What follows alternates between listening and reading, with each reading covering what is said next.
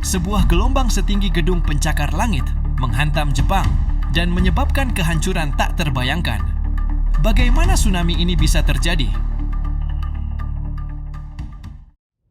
11 Maret 2011, langit di atas Samudra Pasifik tampak damai. Ombak bergulung seperti biasa. Tak ada tanda-tanda bahaya.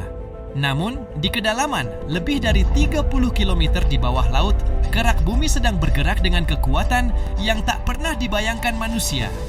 Dua lempeng tektonik, lempeng Pasifik dan lempeng Eurasia, terkunci dalam pertarungan dahsyat selama ratusan tahun. Dan hari itu, ketegangan itu mencapai puncaknya.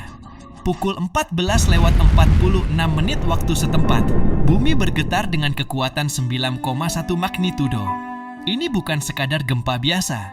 Ini adalah salah satu gempa bumi terbesar dalam sejarah manusia. Selama 6 menit yang mengerikan, Jepang terguncang. Gedung pencakar langit berayun seperti ilalang tertiup angin. Jalan-jalan retak dan daratan bergeser hampir 2,5 meter. Tapi ini baru awalnya saja. Di sepanjang pantai timur Jepang, laut tiba-tiba surut, menyedot kapal-kapal dan ikan-ikan ke dalam kehampaan.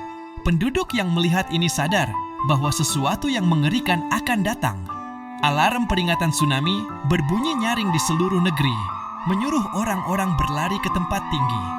Tapi bahkan sistem peringatan paling canggih di dunia tidak bisa menyelamatkan semua orang dari bencana yang sebentar lagi akan menghantam.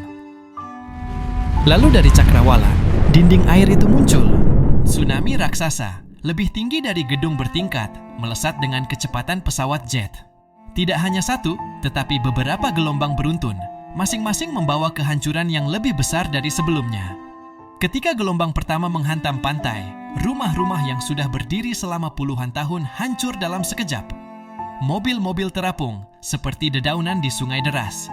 Kapal-kapal besar yang seharusnya berada di laut malah terdorong jauh ke daratan. Di kota Sendai, tsunami setinggi 40 meter menerjang tanpa ampun, menyapu jalan-jalan, sekolah, dan rumah sakit. Orang-orang yang tidak sempat mengungsi terjebak di dalam pusaran air yang penuh dengan puing-puing tajam dan tak mampu melawan arus yang sangat mengerikan. Kota-kota yang dulu penuh kehidupan kini menjadi lautan reruntuhan. Namun, bencana ini belum berakhir. Di prefektur Fukushima, pembangkit listrik tenaga nuklir Fukushima Daiichi sedang menghadapi krisis terbesar dalam sejarahnya. Saat tsunami menghantam, generator darurat yang seharusnya mendinginkan reaktor malah tenggelam dalam banjir. Dalam beberapa jam, suhu di dalam inti reaktor meningkat drastis. Tekanan bertambah, hidrogen menumpuk, dan kemudian menimbulkan ledakan. Asap radioaktif membumbung tinggi, menyebarkan radiasi ke seluruh wilayah. Jepang tidak hanya menghadapi kehancuran akibat tsunami, tetapi juga bencana nuklir terbesar sejak Chernobyl. Selama berhari-hari, dunia menyaksikan betapa dahsyatnya saat tim penyelamat berjuang menyelamatkan korban, sementara para ilmuwan bekerja mati-matian untuk mencegah bencana nuklir yang lebih besar.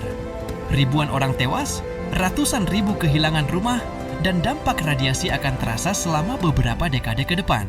Namun, ada satu hal yang lebih mengejutkan. Setelah tsunami itu, para ilmuwan menemukan bahwa Jepang telah bergeser hampir 2,4 meter ke timur.